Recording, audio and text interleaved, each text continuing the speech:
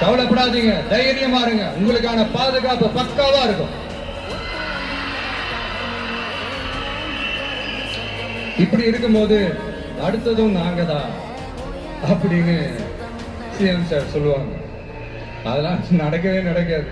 2வது முறை வந்ததெல்லாம் சரித்திரமே கிடையாது. இந்த சைனால கிரேட் வால் ஆஃப் சைனா கேள்விப்பட்டிருப்பீங்க. அதோடைய நீளத்தை விட பெரிய டாஸ்க் இது. ஆனானப்பட்ட அவங்க அப்பாவாலே முடியல.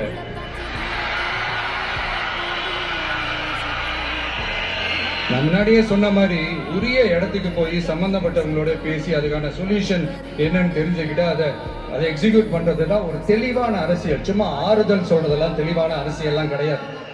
அதெல்லாம் ஒரு ஹம்பக் அரசியல். அரசியலுக்கு வந்துட்டா கலெக்ஷன் பார்க்கலாம்.